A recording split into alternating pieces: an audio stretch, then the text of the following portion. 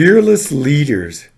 Who are these leaders that we only follow because our paychecks barely pay our bills? These so-called captains of industry siphoning off vast and undeserved riches, preaching the value of competition while buying government tariffs. From where do they draw the moral authority to send our jobs overseas? Masters of simultaneously backbiting and ass-kissing, they have risen to rule. Faceless drones in expensive suits, piously mouthing an ambiguous political correctness. People who do not write and let others read their email, yet they make great decisions. Their insular MBAs, lawyers, and accountants provide any counsel that they need. Great swashbuckling heroes who will not meet the eyes of those they pay. Half man, half mannequin, parroting predigested, nonsensical, pre-recorded pablum. Intrepidly guiding that great ship of capitalism from a rich suite, safe on shore. Trained in the arts of cronyism and influence peddling, they shun the light of inquiry. They are our great moral beacons, illuminating all that's good within our system, lying and dealing to raise stock prices, stealing and then floating off under golden parachutes, able to control simpering lackeys with the mere raising of an eyebrow, mouthing pious platitudes about free trade while bribing officials for subsidies. Great patriots and defenders of freedoms with sheltered offshore accounts, supporters of human rights running sweatshops throughout the third world, brave knights of capitalism on a quest to invisibly and insipidly rule the universe. Good fathers they are, sending our children's jobs to foreign lands forever. Far-seeing leaders whose great vision sometimes extends even beyond next quarter's results. Defenders of democracy, running brutal dictatorships all their own. Falsely pumping stock prices through churning by merger and synergy. Slashing jobs and benefits by the formulaic and magic 20%. Whining that America requires better education in science and math. Meanwhile, outsourcing engineering and research jobs, saving money for maybe one whole year. Commanding lavish perks, bonuses, and stock options as star players, although their actual contributions are immeasurable by standard accounting methods. Treating the masses like sheep in hand with friendly political sock puppets, they measure world progress by their financial and stock market numbers.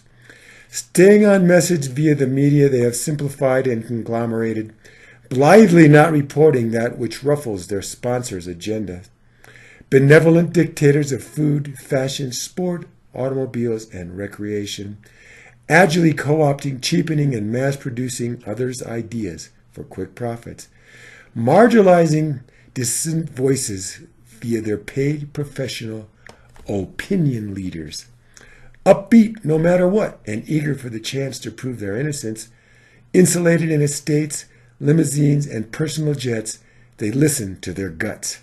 Their God-given talents wasted on greed, hubris, and corporate politics. Who are these leaders at whose behest politicians rail so loudly against over-regulation? Who spends millions on crafted corporate images belying their real action?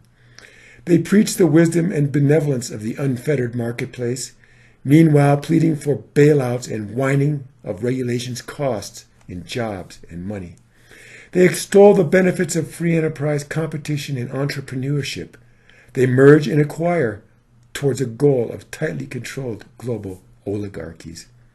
Hiding, shifting, and conniving to make their numbers and fool the analysts, dumping pumped exorbitant stock options at the top of an artificial curve, lying about leaving to pursue other interests or to spend more time with their families.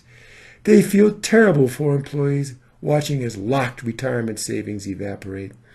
How is it that they are revered as all-powerful, absolute, unchallenged dictators, yet always claiming they did nothing and knew nothing of those many wrongdoings? They rise on their need for attention, all-consuming greed, and black hole egos, then appear mute in their fine suits with expensive lawyers who do all the talking. They retreat to secure compounds and look forward to clearing their names. Once they safely shelter their loot, they express their grief and deepest sympathies. Who are these swashbuckling lieutenants who cook books to woo the analysts? Smirking masters of slick PowerPoints posturing behind expensive hardwood podiums in fine suits. Shallow and petty, vapid and vain, pathologically focused and viciously passively aggressive. Living proof of the innate goodness of the so-called blind hand of the marketplace. Unrepentant but deeply concerned, wrist slap but still our models going forward. Whining for subsidies while bribing for a reduction in tariffs on their outsourced goods. Retiring to supervise the creation of fictional autobiographies and scam motivational courses. Who are these polished liars promising the better jobs of tomorrow as they offshore us forever? How is it their compensation skyrockets even as they slash wages, jobs, benefits, and pensions? Faceless leaders pulling strings behind the scenes, sage masters of their known universe.